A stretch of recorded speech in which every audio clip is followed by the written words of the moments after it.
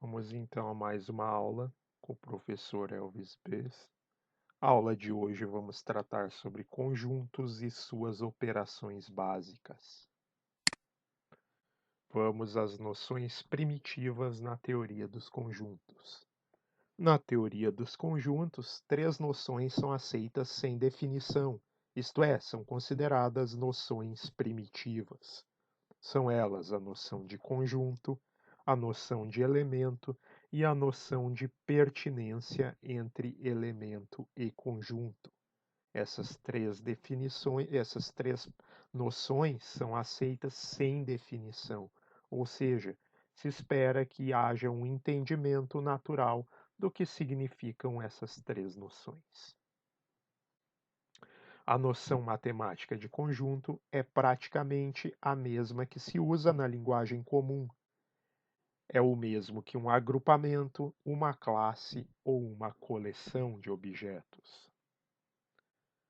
Eis alguns exemplos: o conjunto das vogais, o conjunto dos algarismos romanos, o conjunto dos números ímpares positivos, o conjunto dos planetas que formam o sistema solar, o conjunto dos números primos positivos. Todos esses 5 exemplos são de coleções de objetos, letras ou números ou algarismos. Cada membro ou objeto que entra na formação do conjunto é chamado elemento. Então, os elementos são os objetos que compõem a coleção. Assim, nos exemplos mencionados de conjuntos, temos os seguintes elementos. No conjunto das vogais, temos A, E, I, O, U, 5 elementos formando o conjunto das vogais. Os algarismos que formam os números romanos. Temos a letra I, representando o algarismo 1, a letra V representando 5, a letra X representando 10, a letra L representando 50, a letra C representando 100, a letra D representando 500 e a letra M representando 1000. Os números ímpares são 1, 3, 5, 7, 9, 11 e assim por diante. O conjunto de planetas é formado pelos elementos Mercúrio, Vênus, Terra, Marte, Júpiter, Saturno, Urano e Netuno. Temos também o conjunto dos números primos positivos: 2, 3, 5, 7, 11, 13, 17 e assim por diante.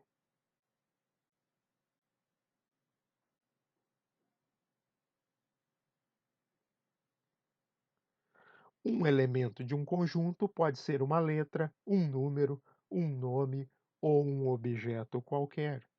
É importante notar que um conjunto pode ser elemento de outro conjunto. Por exemplo, o conjunto das seleções que disputam um campeonato mundial de futebol é um conjunto formado por equipes, que por sua vez as equipes são conjuntos de jogadores. Então, os elementos das equipes são os jogadores. E os elementos do Campeonato Mundial de Futebol são as equipes, que por sua vez são também conjuntos de jogadores. Indicamos um conjunto, em geral, com uma letra maiúscula, A, B, C, D maiúsculo, e um elemento que pertence a esse conjunto, indicamos pela notação de letras minúsculas, A, B, C, D, X ou Y minúsculo.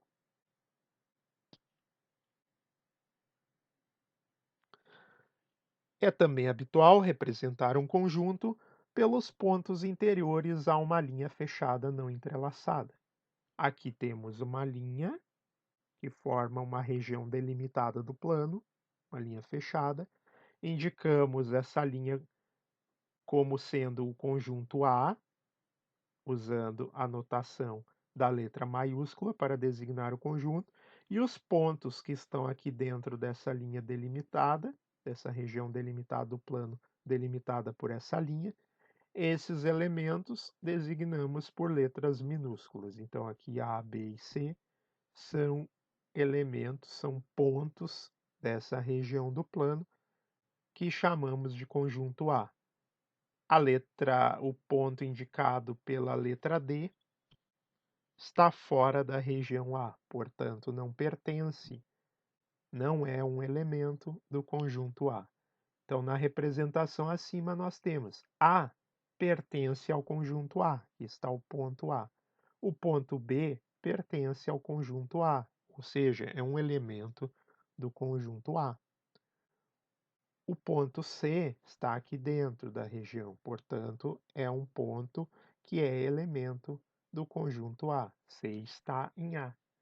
E o ponto D não está em A, ou seja, não pertence ao conjunto A, está fora da região do diagrama que indicamos pela linha fechada. No caso de usarmos um círculo para representar um conjunto, estaremos usando assim o chamado diagrama de Euler-Venn. Se a linha entrelaçada que delimita, não entrelaçada que delimita a região do plano for no formato de um círculo, teremos então o que se chama de representação do conjunto através de diagrama de Euler-Venn ou diagrama de Venn. Aqui temos o mesmo conjunto A, os pontos A, B e C e o ponto D fora da região delimitada pelo círculo para indicar que o ponto D não pertence ao conjunto A, não é um elemento do conjunto A.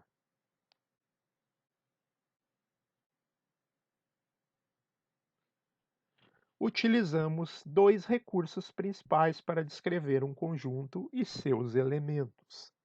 Nós podemos enumerar, ou seja, citar, escrever explicitamente os elementos do conjunto, ou podemos descrever uma propriedade característica que descreva sem ambiguidades os elementos daquele conjunto.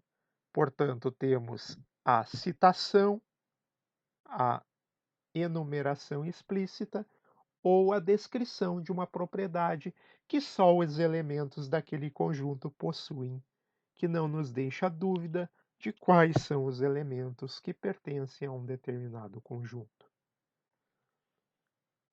Vamos ver como funciona a descrição pela citação dos elementos. Quando um conjunto é dado pela enumeração de seus elementos, devemos indicá-lo escrevendo seus elementos entre chaves. Essa é a notação para se escrever conjuntos com seus elementos citados explicitamente.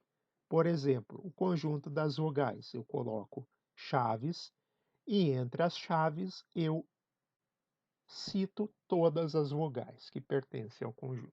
A, E, I, O, U. O conjunto dos algarismos romanos, então abro e fecho chaves e entre as chaves coloco todos os algarismos romanos: 1, 5, 10, 50, 100, 500 e 1000, representados pelas letras I, V, X, L, C, D e M. Terceiro exemplo é o conjunto formado pelos nomes de meses de 31 dias. Então, os meses do ano que possuem 31 dias são os meses de janeiro, março, maio, julho, agosto, outubro e dezembro. Todos os meses são citados entre chaves.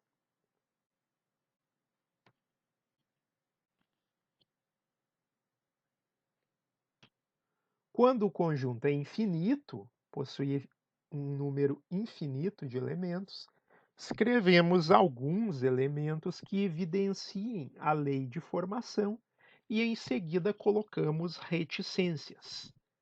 Então, o conjunto dos números ímpares positivos. Abro chaves e começo a citar 1, 3, 5, 7, 9, 11, 13 e adiciono reticências e fecho as chaves. Com a citação desses elementos, já dá para perceber que está se tratando do conjunto de números ímpares positivos.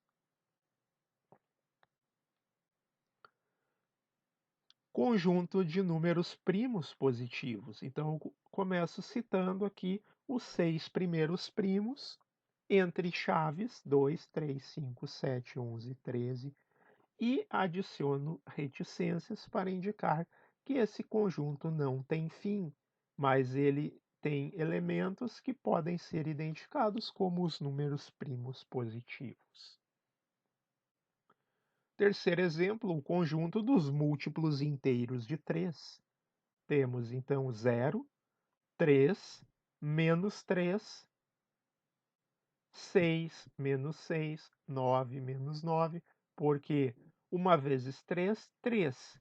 Menos 1 vezes 3, menos 3. 6 vezes 1, 1 vezes 6, 6. 2 vezes 3, 6. 2 vezes 3, 6. 2 vezes 3, 6. Menos 2 vezes 3, menos 6. Então, os múltiplos inteiros. Inteiros têm 0, menos 1, 1, 2 menos 2, 3 menos 3 e assim por diante. Menos 3 vezes 3, menos 9. 3 vezes 3, 9. Então, esse conjunto é infinito e contém os infinitos múltiplos inteiros de 3. A mesma notação também é empregada quando o conjunto é finito, porém possui um grande número de elementos. Neste caso, escrevemos os elementos iniciais, colocamos reticências e indicamos o último elemento.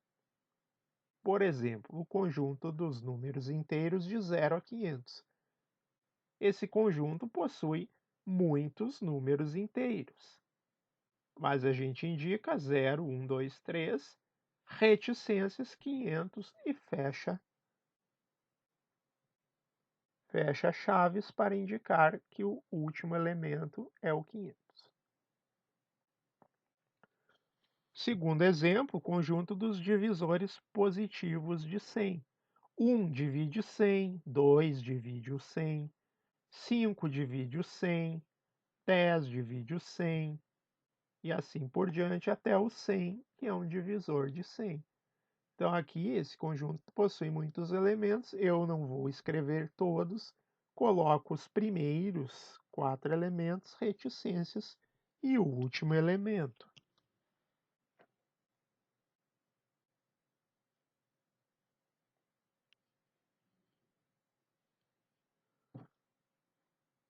A descrição por uma propriedade. Como funciona a descrição por uma propriedade? Quando queremos descrever um conjunto A por meio de uma propriedade característica P, vamos chamar essa propriedade genericamente de P, que é uma propriedade da qual gozam os seus elementos x, escrevemos que A é o conjunto, abre chaves, é o conjunto dos elementos x, tais que, essa barra vertical representa tais que, x tem a propriedade P, fecha chaves. Lemos, A é o conjunto dos elementos x, tal que x tem a propriedade P.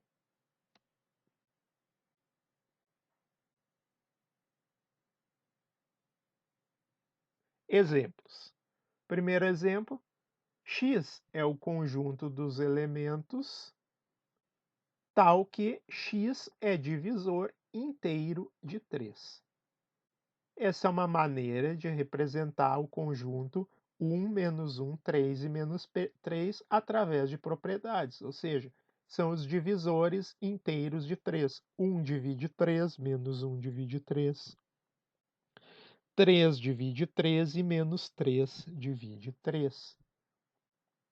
Então, no lugar de eu escrever esse conjunto com esses 4 elementos, eu coloco a propriedade que esses 4 elementos possuem em comum, que são ser divisores inteiros de 3.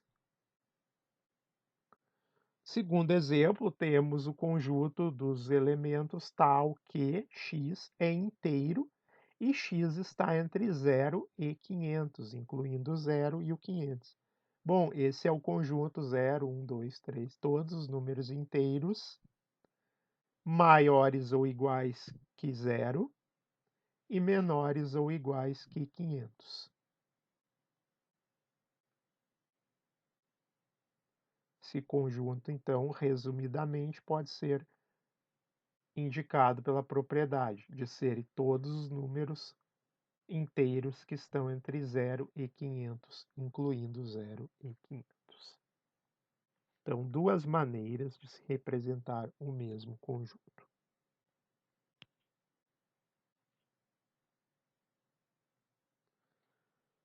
Vamos ver o que é um conjunto unitário. Um conjunto unitário é um conjunto que possui um único elemento. Exemplo: conjunto dos divisores de 1 inteiros e positivos. Só existe um elemento que atende esse critério de dividir 1, ser inteiro e ser positivo. É o próprio número 1. Portanto, o conjunto de elementos que atendem essa propriedade descrita contém um único elemento, portanto, ele é um conjunto unitário.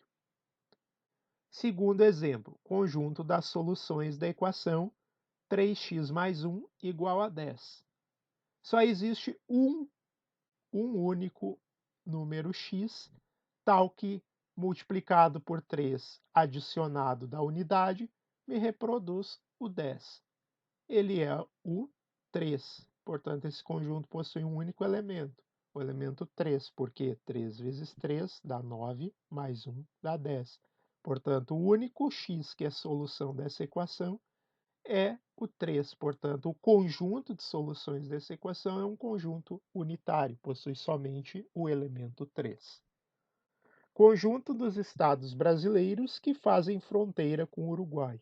Ora, só existe um estado da federação, que é o Rio Grande do Sul, que faz fronteira, que faz divisa com o país vizinho, Uruguai.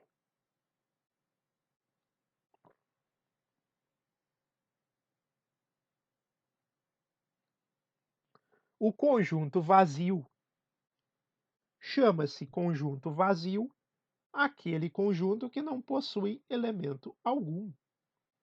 O símbolo usual para o conjunto vazio é esse símbolo aqui, que se parece com uma letra φ grega, ou com um O cortado, ou com um zero cortado. Então, obtemos um conjunto vazio quando escrevemos um conjunto por meio de uma propriedade P que seja logicamente falsa. Ou seja, a maneira de se gerar um conjunto vazio é escrever uma propriedade que não possa ser atendida. Por exemplo, primeiro exemplo, o conjunto dos elementos tais que esse elemento x é diferente dele mesmo. Ora, não existe algo que não seja igual a ele próprio.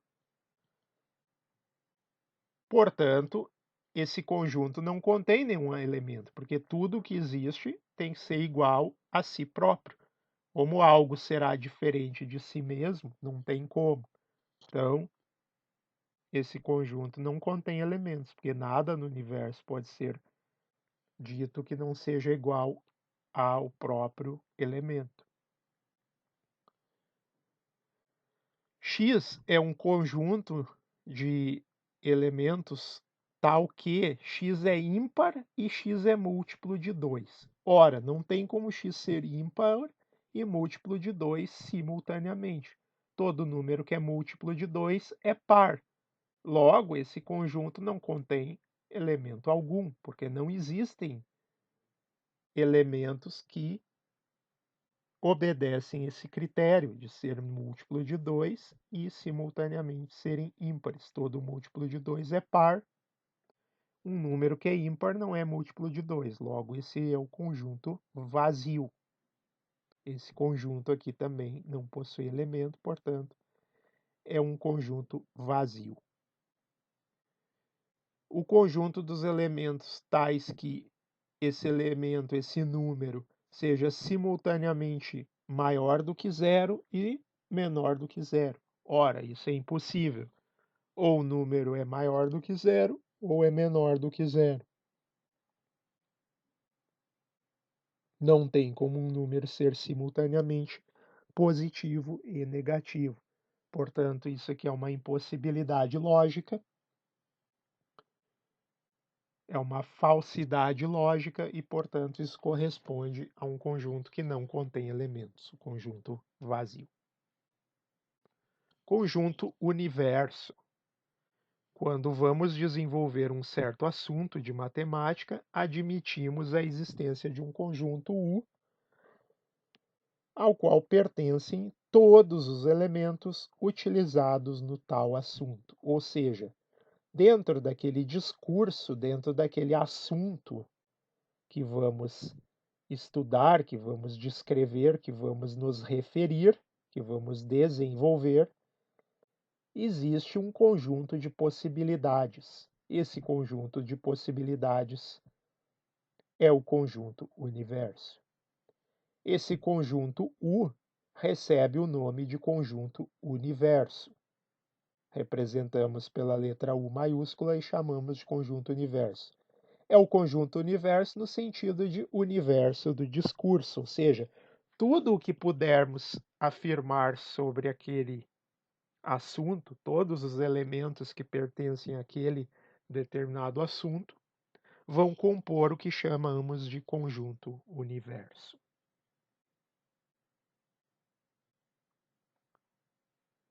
A resposta que damos para algumas questões depende do conjunto universo em que estamos trabalhando.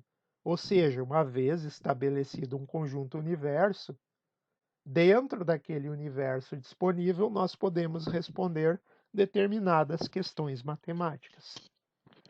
Por exemplo, consideremos a questão: qual é o conjunto de pontos P que ficam a igual distância de dois pontos dados A e B, sendo A diferente de B? Então, eu tenho dados dois pontos A e B, onde A não é igual a B, A é diferente de B, são pontos distintos. Qual é o conjunto de pontos que podem ser colocados a uma distância igual desses dois pontos A e B? Primeiro, se tivermos como conjunto universo, se o U for uma reta, a reta que passa pelos pontos A e B, e eu ficar limitado só a poder operar dentro dessa reta, ou seja, em uma única dimensão, então o conjunto formado por os pontos que estão à mesma distância de A e de B é um conjunto unitário. O ponto P será o ponto médio, seja exatamente no meio de A e B, ou seja, a distância de AP e de PB são iguais. A distância desses segmentos AP e PB são iguais. O P estará exatamente no ponto médio e só haverá um único ponto possível que responda a essa questão de qual é o conjunto de pontos que ficam a igual distância de dois pontos dados A e B. Se eu estou ao longo de uma reta e o conjunto universo são os pontos sobre essa reta, então só existe um único ponto, será um conjunto unitário, só existe um único ponto P que pode ser colocado a uma distância igual de A e de B. Caso 2, se o conjunto universo for o plano todo, seja duas dimensões, o plano contendo os pontos A e B, o conjunto procurado não é mais somente um ponto, mas todos os pontos que estão sobre a reta mediatriz do segmento AB. Então, aqui eu tenho o segmento AB, estabeleço uma reta mediatriz que fica exatamente no meio entre A e B, e qualquer ponto sobre essa reta mediatriz, qualquer ponto que está sobre essa reta mediatriz no plano, estará à mesma distância de A e à mesma distância de B. Então, o conjunto é o conjunto de os infinitos pontos que formam essa reta mediatriz do segmento AB. Então, o conjunto procurado, quando o universo é o plano, o conjunto procurado se torna uma reta e não mais apenas um único ponto.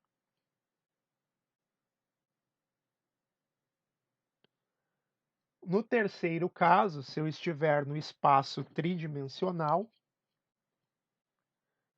se U é o espaço, então o conjunto universo é todo o espaço tridimensional, as três dimensões do espaço, o conjunto não será mais nem somente um ponto, nem uma reta, mas será todo esse plano, será todo o plano mediador do segmento AB. Qualquer ponto desse plano, qualquer ponto que eu colocar em cima desse plano P, estará à mesma distância do ponto A e do ponto B.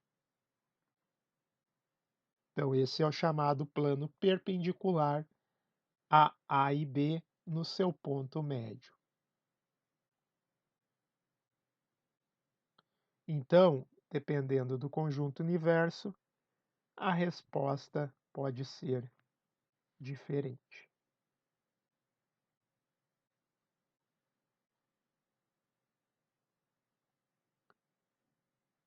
Quando vamos descrever um conjunto A através de uma propriedade P, é essencial fixarmos o conjunto universo em que estamos trabalhando, escrevendo que A é o conjunto dos elementos pertencentes ao universo, tal que X tem a propriedade P.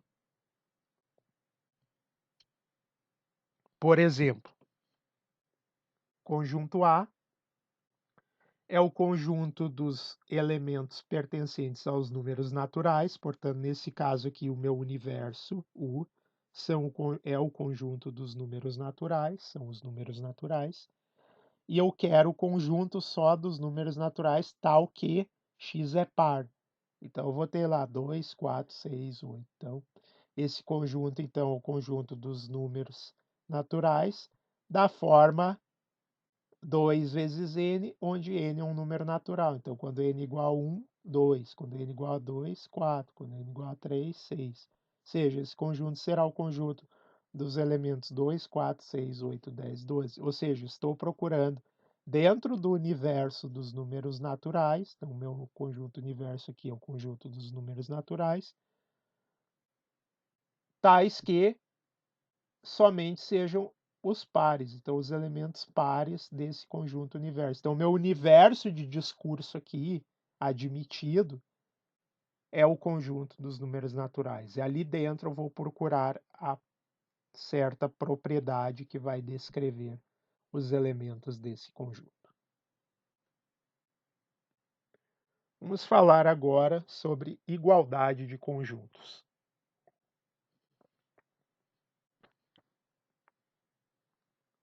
Então, dois conjuntos A e B são iguais quando todo elemento de A pertence a B e, reciprocamente, quando todo elemento de B pertence a A. Em símbolos temos A é igual a B, o conjunto A é igual a B, C e somente C para todo x, certo? Se x pertence a A, então x pertence a B. E se x pertence a B, então x pertence a A.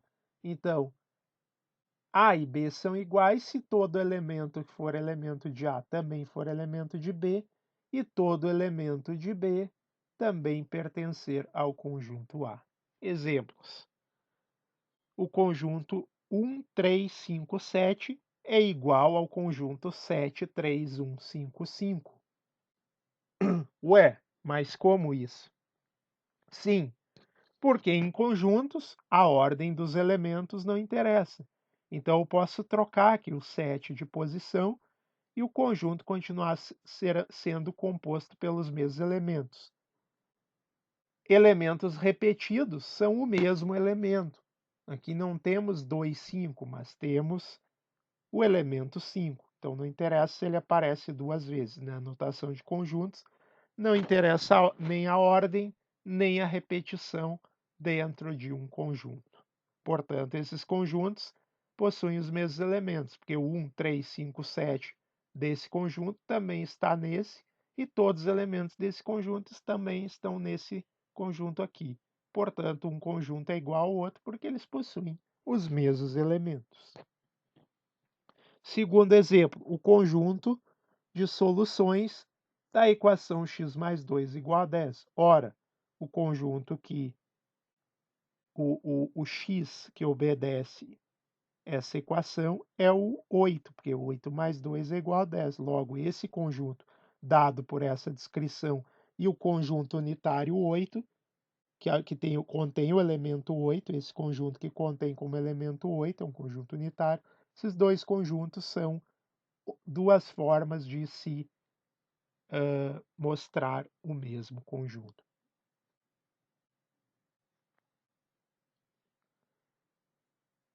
Se A não é igual a B, escrevemos A diferente de B. Esse aqui é o símbolo de diferente, uma igualdade cortada.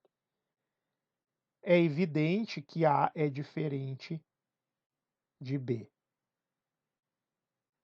Se existe um elemento de A não pertencente a B, ou existe um B em B, um elemento não pertencente a A, os conjuntos serão diferentes.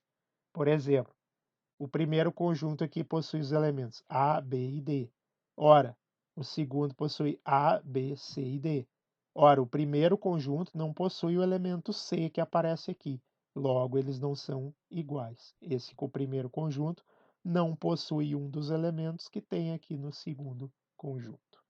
Portanto, são conjuntos diferentes. Agora vamos ver a questão de subconjuntos. A gente diz que um conjunto A é um subconjunto de um outro conjunto B, se e somente se todo elemento que pertence a A pertence também a B. Na forma de um diagrama de Euler,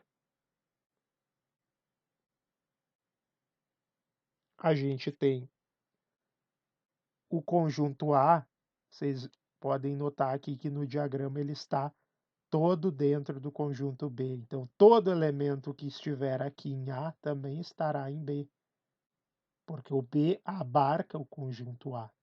Então, todo elemento de A também é elemento de B. Então, a representação é que A é um subconjunto do conjunto B.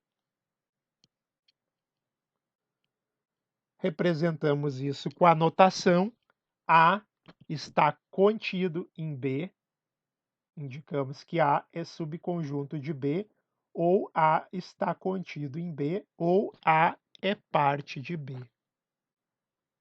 O símbolo, esse símbolo aqui, é denominado sinal de inclusão. Se segue esse símbolo para indicar quando o conjunto A for um subconjunto do conjunto B, ou seja, está dentro do conjunto B. Em símbolos, a definição fica assim: A está contido em B, ou A é subconjunto de B, ou A é parte de B, se somente C para todo X. Se X pertence a A, então X pertence a B. Se isso for verdade, se essa proposição de que toda vez que X pertencer a A, X também vai pertencer a B, então representamos isso pelo símbolo A, então com o símbolo de inclusão, sinal de inclusão, em relação a B. Então, todo elemento de A é também elemento de B, para todo elemento.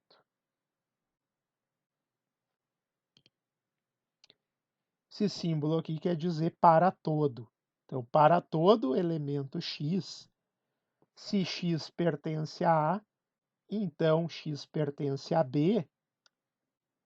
Toda vez que isso for verdade, nós afirmamos então que A é subconjunto de B, ou A está contido em B, ou A é uma parte de B. Exemplos: o conjunto contendo os elementos A e B está contido no conjunto A, B, C e D. Por quê? Se A pertence a esse conjunto, ele também pertence ao segundo conjunto. B pertence a esse conjunto, também pertence ao conjunto. Toda vez que um elemento pertence a esse conjunto, ele acaba pertencendo ao segundo conjunto. Então, essa relação de inclusão é verdadeira. O conjunto A, contendo somente o elemento A, é subconjunto do conjunto que contém A e B. Porque elementos desse conjunto também são elementos desse conjunto. Então, esse primeiro conjunto está contido nesse segundo. O conjunto que contém os elementos A e B está contido no conjunto que contém os elementos A e B. Porque se A pertence aqui também. B pertence aqui também. Logo, está satisfeita a relação de inclusão. O conjunto dos elementos x, tal que x é um inteiro e par, é um subconjunto, ou seja, está contido num conjunto maior que é o conjunto dos números inteiros. Ou seja, uma parte do conjunto dos números inteiros, um subconjunto do conjunto dos números inteiros, é o conjunto dos números que são inteiros e, além de tudo, são pares.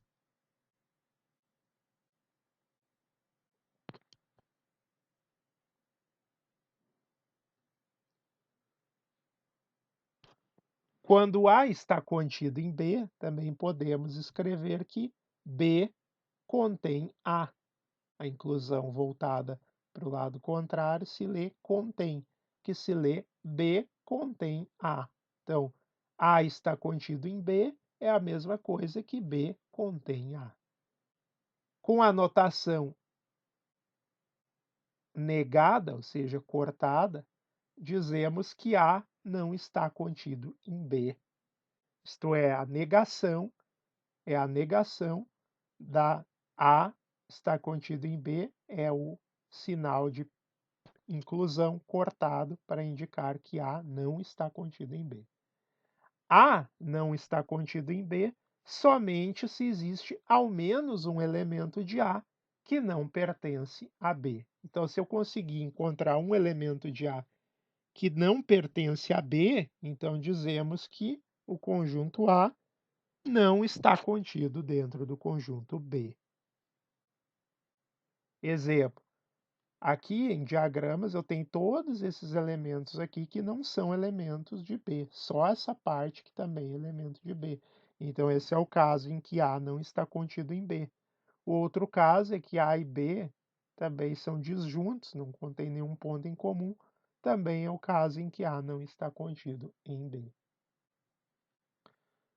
Primeiro exemplo aqui, A, B e C não está contido no conjunto B, C e D, porque eu encontro aqui o elemento A do primeiro conjunto que não está em B.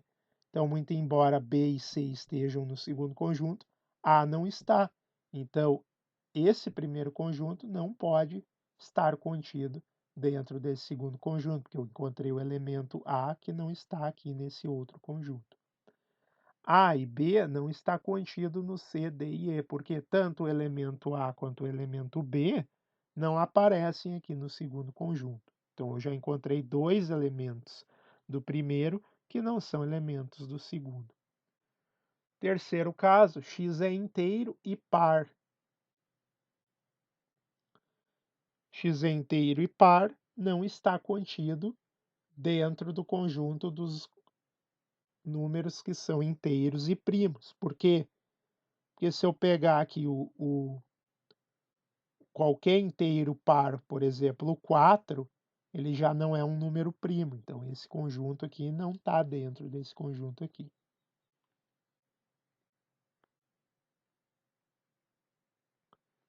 Então, qualquer inteiro par que seja diferente de 2 já não é mais primo. O único inteiro que é primo é o 2. Então, aqui eu vou ter infinitos elementos nesse conjunto. Por exemplo, 4, 6, 8, 10, que não são primos. Então, eles não vão estar aqui dentro. Então, eu consigo encontrar vários elementos do primeiro conjunto que não estão no segundo conjunto. Logo, o primeiro não pode estar contido dentro do segundo. Uma outra maneira, então, de expressar a igualdade de conjuntos é que duas maneiras equivalentes para todo x. Se x pertence a A, então x pertence a B, e se x pertence a B, então disso decorre que x pertence a A. Então, x pertence a C e somente C, x pertence a B. Essa seta quer dizer que se x pertence a A, então x pertence a B, e o recíproco, se x pertence a B, também x pertence a A para todo x. Então, a outra maneira de se escrever isso através de relações de inclusão é que A é igual a B, C e somente B, A está contido em B e B está contido em A. Então, são maneiras equivalentes de escrever a igualdade. Assim, para provarmos que dois conjuntos são o mesmo, ou seja, são iguais, devemos provar que A está contido em B e B está contido em A. Se eu conseguir provar que todo elemento de A é elemento de B e que todo elemento de B é elemento de A, então eu provei que A é igual a B.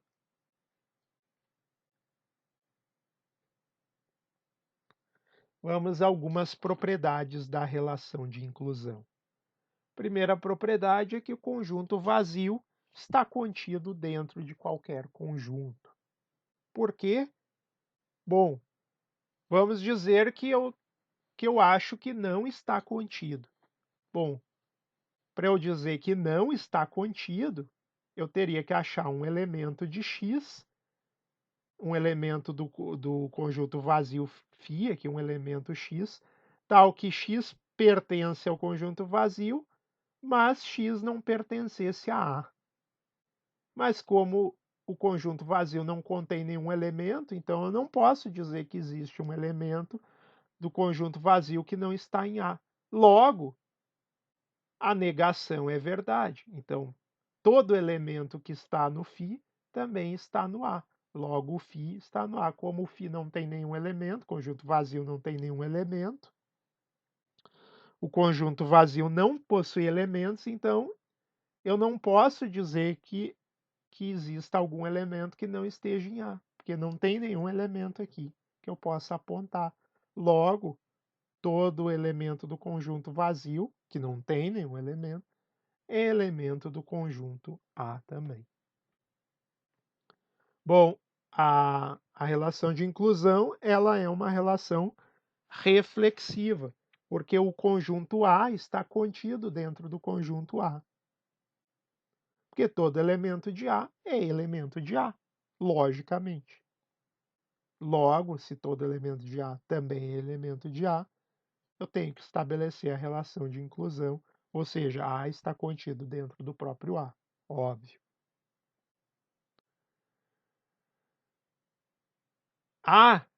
Se A está contido em B e B está contido em A, então A é igual a B. Então, essa é a relação antissimétrica, porque eu troco A e B de posição, e daí me decorre que A é igual a B. E se A está contido em B e B está contido em C, então A está contido em C. Isso quer dizer que essa relação de inclusão é transitiva. Se todo elemento de A for elemento de B e todo elemento de A for elemento de B for elemento de C, então todo elemento de A for elemento de B, certo? Todo elemento de B for elemento de C, é óbvio que a gente tem o quê? Eu tenho A, eu tenho B e tenho C. Então eu tenho C, dentro de C eu tenho B e dentro do B eu tenho A. Se o B está dentro do C, B está aqui dentro do C, e o A está dentro do B, que por sua vez está dentro de C, segue então que o A também está dentro do C. Então, isso é a transitividade da relação.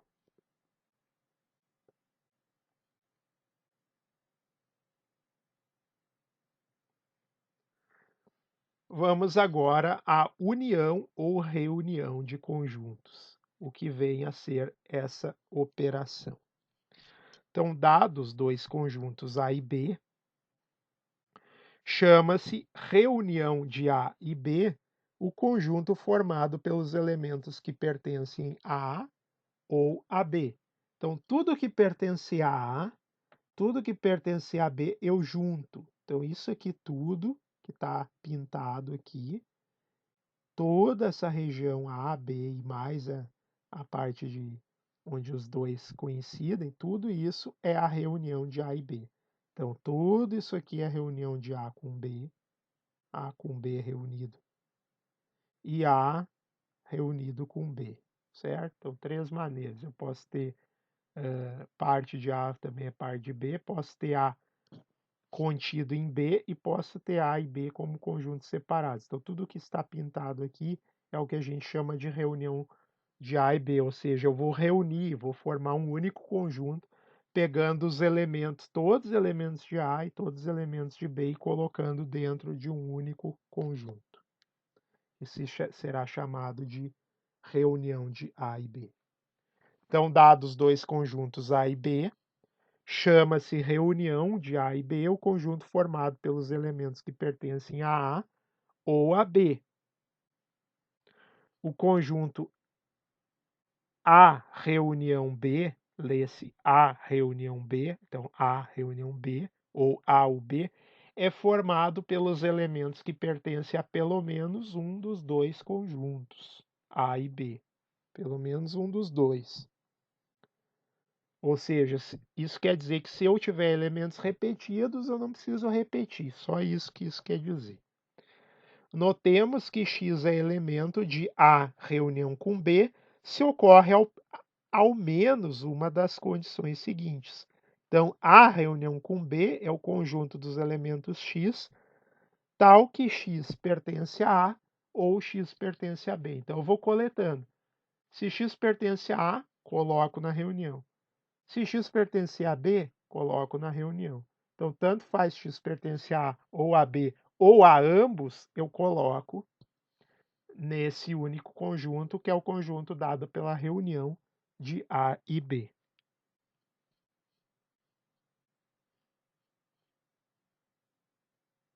Exemplos.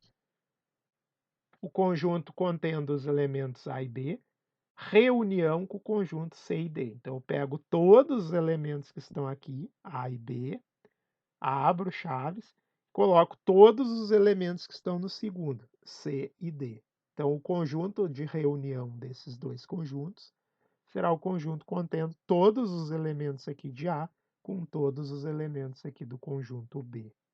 Então, esse é a reunião.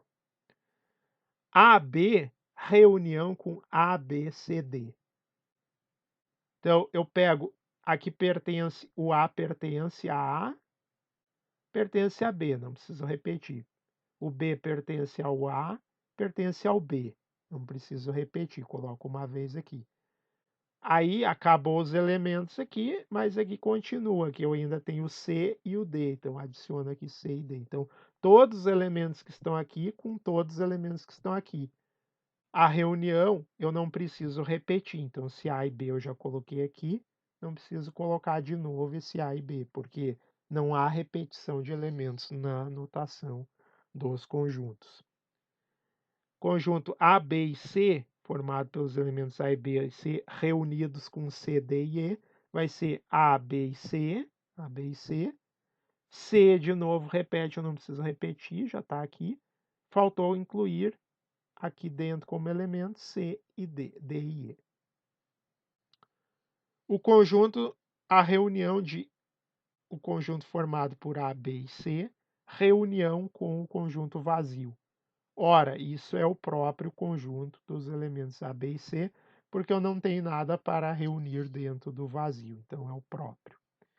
E o vazio, reunião com o vazio, pego os elementos daqui com os elementos daqui, elemento algum aqui com elemento algum aqui, não tem elementos, forma um conjunto, reunião sem elementos.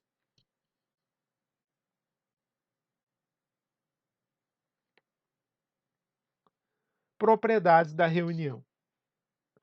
Se eu fizer a reunião de um conjunto com ele próprio, dá o próprio conjunto.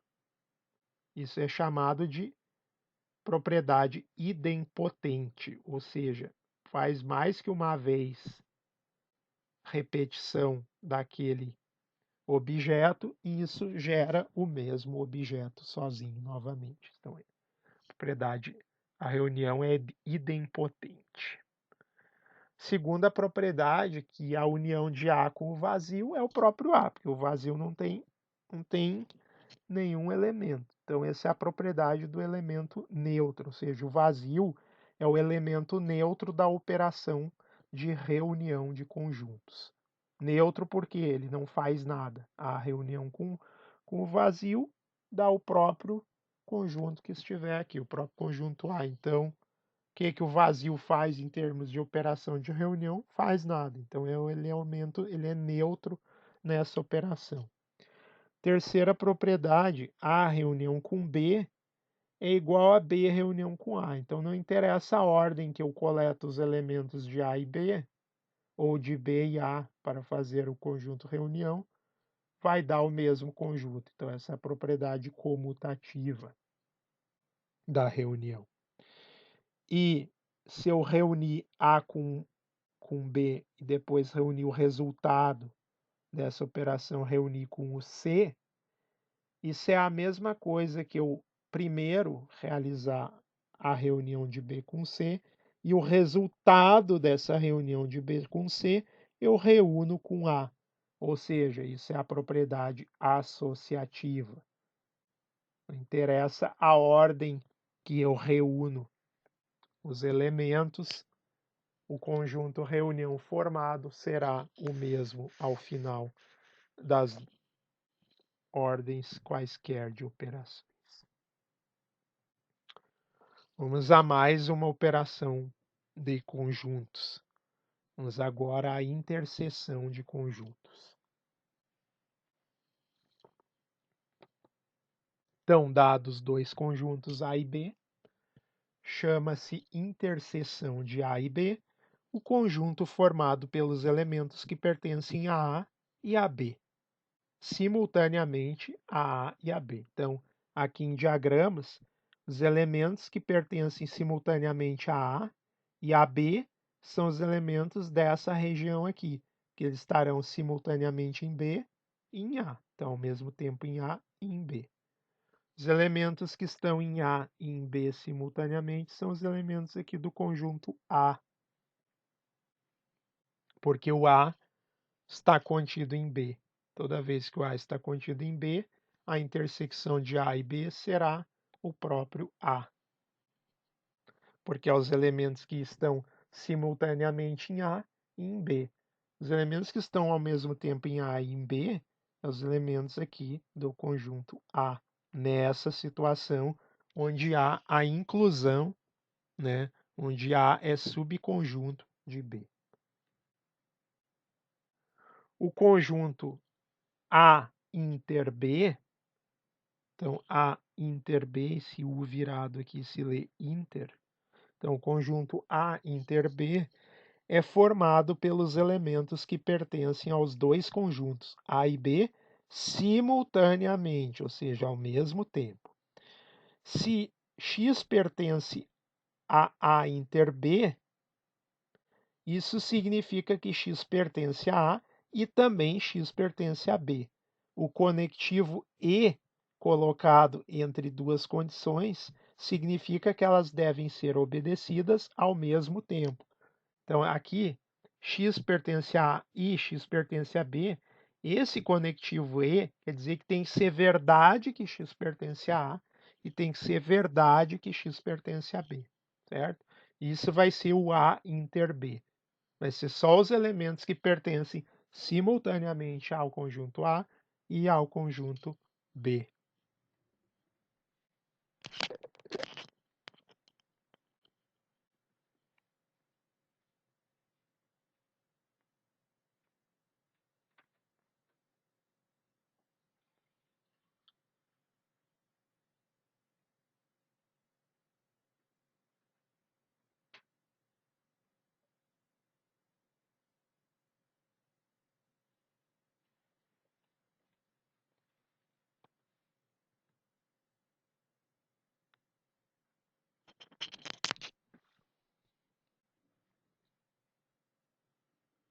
Exemplos. Exemplos de interseção de conjuntos. O conjunto formado pelos elementos A, B e C inter B, C, D e E será o conjunto BC. Por quê? Porque somente os elementos B estão no primeiro, o B está no primeiro e no segundo, simultaneamente. E o C está simultaneamente no primeiro e no segundo. Elemento A está no primeiro, mas não está no segundo. Elemento D está no segundo, não está no primeiro. E está no segundo, não está no primeiro. Então, os únicos elementos que é em comum entre esses dois conjuntos são os elementos B e C, que estão tanto no primeiro quanto no segundo conjunto. Então, os elementos têm que estar no primeiro e no segundo, simultaneamente. AB inter AB CD é AB, porque A e B estão aqui. C e D não estão nos dois simultaneamente. ABC inter com ABC é ABC, porque ABC e ABC estão nos dois conjuntos que estão fazendo a interseção. AB inter CD, esses dois conjuntos não possuem nenhum elemento em comum. Logo, a interseção deles é vazia, é o conjunto vazio. Não tem nenhum elemento que é simultaneamente elemento aqui e elemento aqui. A, B inter vazio é o vazio, porque não tem nenhum elemento no vazio que seja simultaneamente elemento desse primeiro conjunto. Logo, a interseção é vazio também.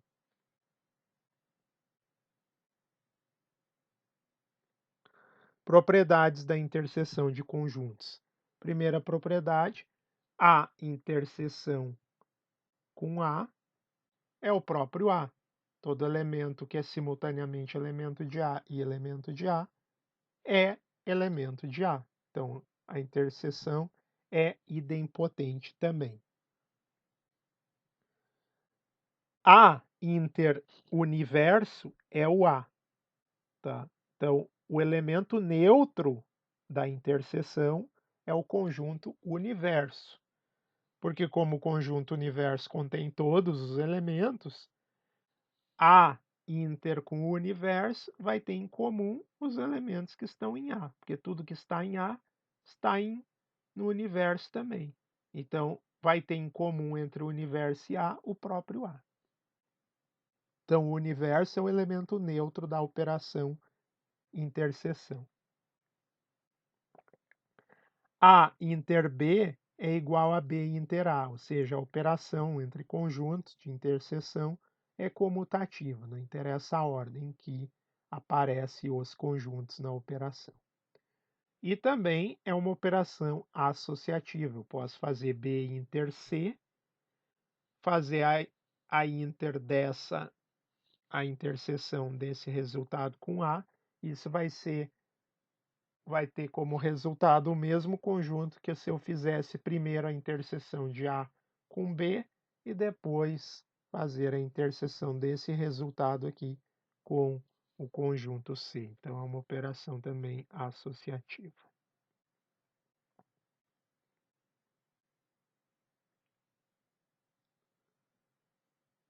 Vamos a mais uma operação, que é a diferença de conjuntos. Então, dados dois conjuntos A e B, chama-se diferença entre A e B o conjunto formado pelos elementos de A que não pertencem a B. Então, a diferença entre A e B é mostrada aqui na figura. O que é a diferença entre A e B? É essa região aqui, ó. Essa região aqui. Ou seja, aqui estão todos os elementos que pertencem a A, mas que não pertencem a B, porque aqui são os elementos que também pertencem a B. Então, essa parte aqui, ó, daqui para cá, tudo isso aqui é, a diferença entre A e B. Então, aqui eu tenho A e o B como contido dentro do A, como subconjunto do A. Então, A menos B é eu tirar todos esses elementos que estão no B aqui, eu tirar do A e o A ficar sem os elementos que pertencem ao B. Quando A e B são conjuntos disjuntos, que não tem nada em comum, então A menos B é o próprio A, certo? E quando o A é subconjunto de B, A menos B é o conjunto vazio, porque se eu tirar de A tudo que pertence em B, tudo que está dentro do A já pertence para B, então eu tiro tudo dentro dele e fica vazio. Então, o conjunto diferença, a diferença de conjuntos, tá? A diferença de A e B é o conjunto dos elementos tal que x é elemento de A e x não é elemento de B, certo? Então, eu tenho que montar um conjunto onde eu pego os elementos de A e não pego os elementos de B. O que tiver em B, eu descarto. Exemplo, primeiro conjunto, A, B e C, fazendo a diferença com B, C e D. Então, eu tiro de A tudo aquilo, tiro de A tudo aquilo que está no B, certo?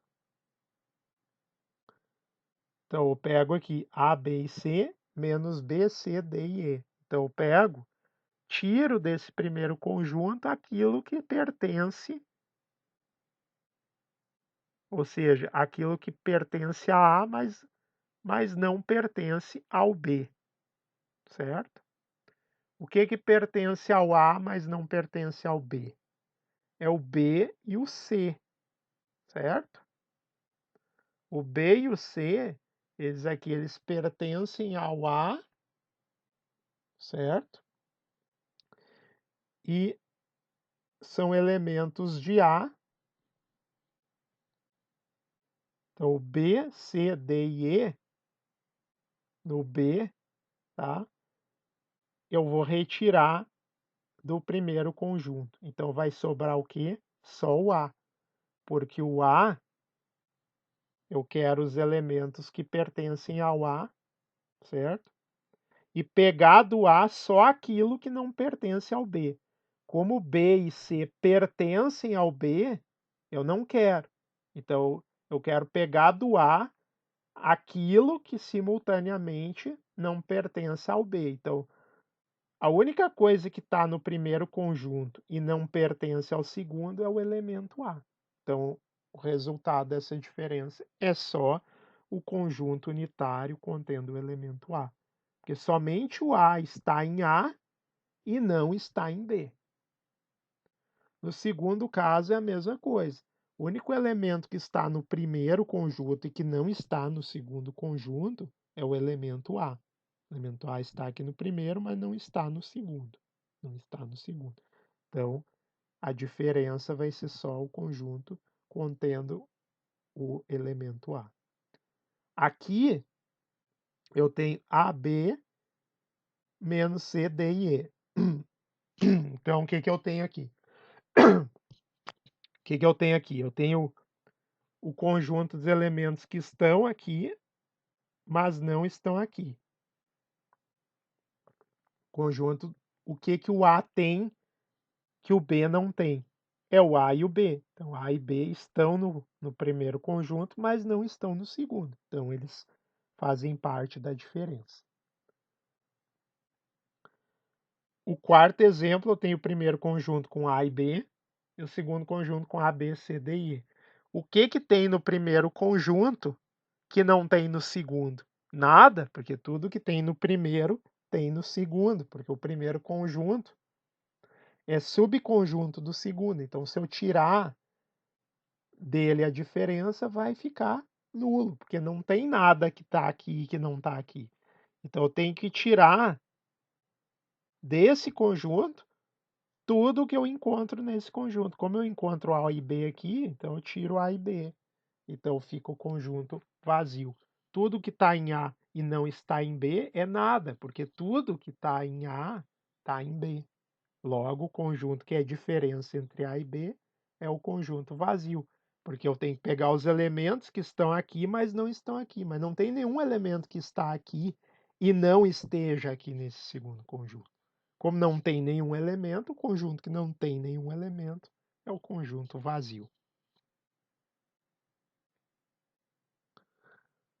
Uma outra operação é a operação de complementar. O que é o complementar de B em A?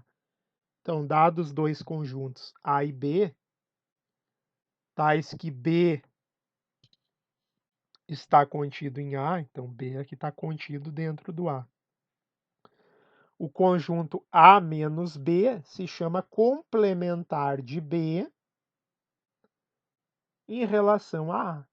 Isso é o conjunto de elementos de A que não pertencem a B. Então, isso é chamado de complementar. Então, o complemento de B em relação ao A é essa parte aqui do A que não tem elementos em comum com o B. Então, isso é chamado de complementar de B em A. A gente escreve pela notação esse C grande aqui. Então, complementar de B em relação a A. Ou B com uma barra em cima. A gente chama complementar de B. Então, o complementar de B em relação a A é a própria diferença entre A e B. Por exemplo, dado o conjunto A, que é pelos elementos A, B, C, D e E, e o conjunto B, que é o conjunto que tem como elemento C, D e E, então o complementar de B em relação ao A é o A e o B. Por quê? Porque A e B são aqueles elementos que tem em A, mas não tem aqui no B. Então, é o que complementaria o B para que o B se tornasse no A. Faltaria que ele tivesse o A e o B, certo? Isso é a ideia de complementação.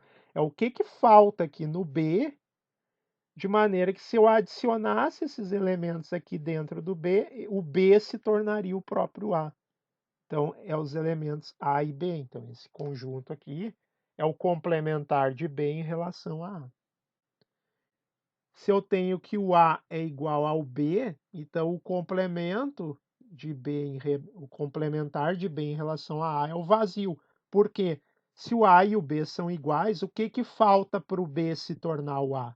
Não falta nada. O que é o nada? Nada é o conjunto vazio.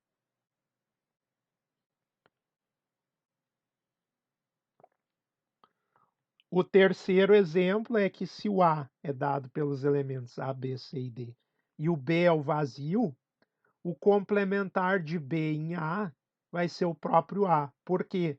O que falta para o conjunto que não tem elemento nenhum se tornar o conjunto A? Bom, falta o A inteiro. Tem que colocar o A inteiro aqui dentro para que o vazio se tornasse o A. Então, o complementar do vazio em relação ao A é o próprio A. Então, agora vamos ver um exercício como exemplo. Descreva por meio de uma propriedade característica dos elementos cada um dos conjuntos seguintes. Então, eu tenho o conjunto A, que é o conjunto dado pelos elementos 0, 2, 4, 6, 8. O conjunto B é o 0, 1, 2, reticências 9. E o conjunto C é o conjunto formado pelas cidades Brasília, Rio de Janeiro e Salvador. Bom, o que tem em comum aqui característico desse primeiro conjunto? Bom, esse é o conjunto dos números inteiros, pares e não negativos, certo? Porque a partir do zero, aqui ele está citando todos os números pares.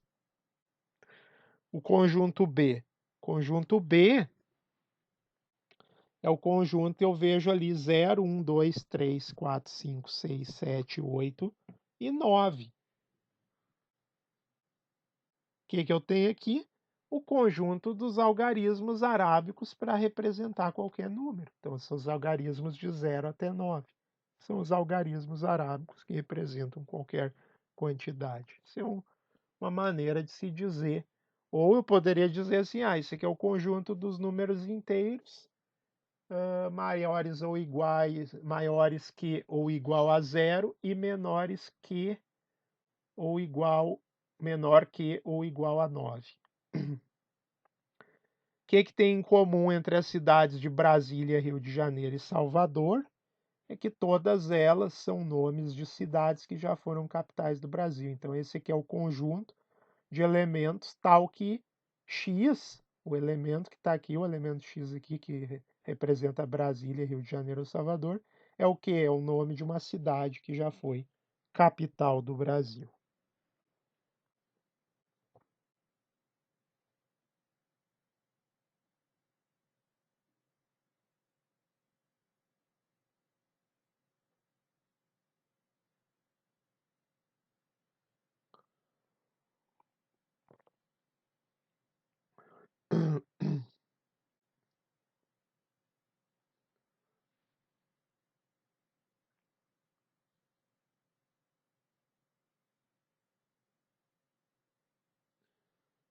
Próximo exercício diz que dados A, que é o conjunto dos elementos 1, 2, 3 e 4, e B, o conjunto dos elementos 2 e 4, o item A pede escreva os símbolos da teoria dos conjuntos, escreva com os símbolos da teoria dos conjuntos as seguintes sentenças. 3 é elemento de A, 1 não está em B, B é parte de A, B é igual a A e 4 pertence a B. Certo? E o item B diz para classificar as sentenças anteriores em falsas ou verdadeiras. Então, 3 é elemento de A, se escreve com 3, pertence a. 3 pertence a A? Sim. Então, essa sentença é verdadeira. Segunda sentença, 1 não está em B. 1 não pertence a B, ou não está em B. Se escreve com relação de pertinência cortada. Se lê 1 não pertence a B, ou 1 não está em B. 1 não está em B, verdadeiro. 1 não está em B. Então, essa sentença é verdadeira. Terceira, B é parte de A. Ou seja, B está contido em A. B é subconjunto de A, ou B é parte de A. B é parte de A? Sim, porque todo elemento de B, que é o 2 e o 4, também está em A. Então, essa sentença é verdadeira. Quarto, B é igual a A. B é igual a A. Eu escrevo B igual a A. B é igual a A? Não, porque A tem os elementos 1 e 3 que não estão em B. Logo, B não é igual a A. Essa sentença é falsa. 4 pertence a B. 4 se escreve o símbolo de pertence a B. 4 pertence a B. É verdade que 4 pertence a B? Sim, é verdade. 4 pertence a B. Então, essa sentença é verdadeira.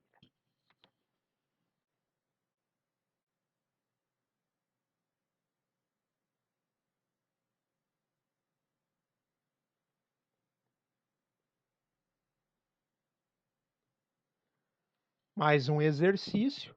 Sendo A o conjunto dos elementos 1 e 2, B o conjunto dos elementos 2 e 3, e C o conjunto dos elementos 1, 3 e 4, e D, o conjunto dos elementos 1, 2, 3 e 4, classifique em verdadeiro ou falso cada sentença abaixo e justifique.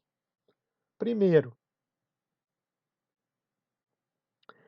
A está contido em D verdadeiro, pois todo elemento de A, que é 1 e 2, também é elemento de D. 1 pertence a D, 2 pertence a D, 1 pertence a D, quando pertence a pertence a D, e 2 quando pertence a também pertence a D. Logo, todo elemento de A é elemento de B, de D, todo elemento de conjunto A é elemento de D, então A está contido em D. Item B, A está contido em B? Falso, pois o 1 pertence a A e não pertence a B. Item C, B está contido em C? Não, B não está contido em C, isso é falso, pois o 2 pertence ao B, mas o 2 não pertence ao C, não tem 2 aqui no C. Item D, D contém B? Verdadeiro, pois o 2 que está aqui no B está também no D.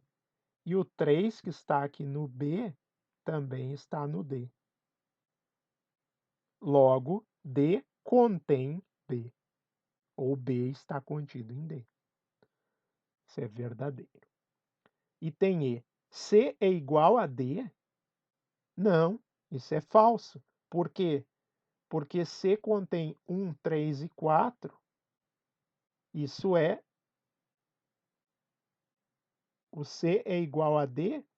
O 1, 3 e 4 que estão no C estão no D. Mas o 2 que está no D não está no C. Portanto, os elementos de C estão no D, mas o de D não estão no C. Logo, C e D não são o mesmo conjunto, como se pode verificar comparando os dois. Porque o 2 que está aqui no D não está no C. Então, eu achei um elemento que torna essa sentença falsa. A não está contido em C? Verdadeiro. A não está contido em C, pois o A possui o elemento 2, o 2 pertence ao A, mas o 2 não pertence ao C. Então, nem todo elemento que está em A é elemento de C. Logo, eu acho um elemento de A que não está em C, logo A não está contido em C, por causa do elemento 2 que pertence a A, mas não pertence a C.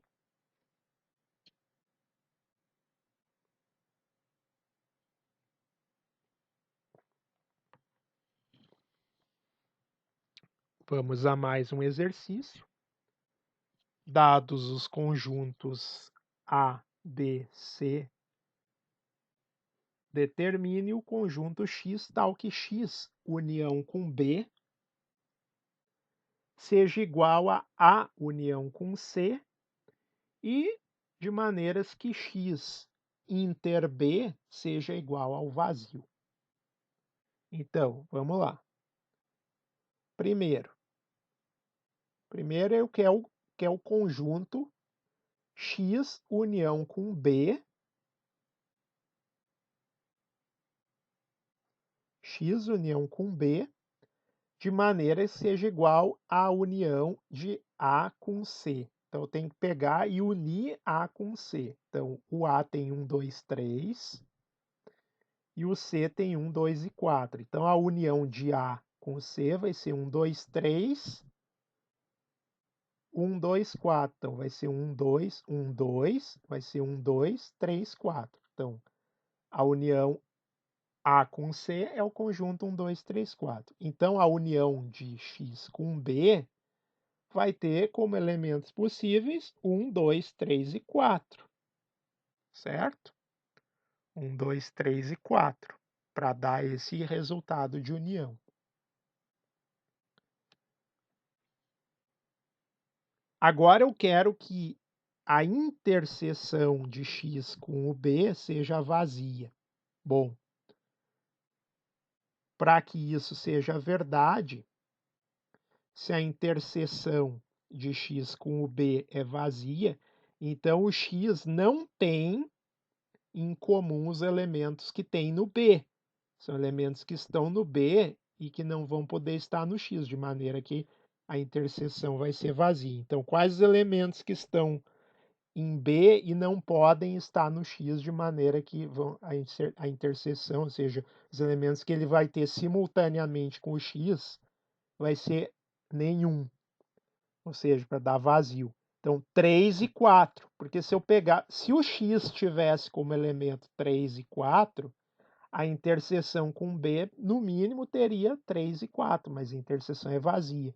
Então, isso me garante que o 3 e o 4 não pode estar na interseção de X com B, certo? Então, o X não pode conter 3 e 4. Se o X não pode conter 3 e 4, a conclusão é que X união com B também não vai, eu vou ter que descartar o 3 e o 4 dessa união, certo? Dessa união de possibilidade de elementos x. Eu vou ter que tirar das possibilidades dos elementos x os elementos 3 e 4. Então, eu vou cortar 3 e 4 aqui, de maneiras que o x vai ser só 1 e 2, certo? Porque se o x for 1 e 2, se concluindo eu tenho que o x é apenas 1 e 2, 1 e 2 reunião com B, que é 3 e 4, vai dar 1, 2, 3 e 4. Ok? Vai obedecer a primeira sentença aqui como sendo verdadeira. E se o x for 1 e 2, quando eu fizer a interseção com o 3 e o 4, vai dar vazio. Então, vai obedecer a segunda afirmação aqui, a segunda proposição. Então, o x só pode ser os elementos 1 e 2, porque fazendo a intersecção com 3 e 4, com o conjunto B, eu não tenho nenhum elemento que seja simultaneamente igual nos dois conjuntos, logo a interseção é vazia. Mas se eu faço a união, faço a reunião de x com B, então a reunião de 1, 2 com 3 e 4, vai me dar igual 1, 2, 3 e 4, que é o que a primeira condição aqui me diz, que o x tem que ser tal que a união com B tem que ser igual à união do A com C. Ora, a união do A com C é 1, 2, 3 e 4, certo? Portanto, o x se resume a 1 e 2. Espero que você tenha gostado dessa aula introdutória sobre conjuntos. Se você gostou, deixe o seu like, se inscreva no canal e acompanhe as notificações de mais conteúdo. Distribua o conteúdo com seus colegas e amigos e aproveite os outros vídeos desse canal. Agradeço a atenção e até a próxima aula.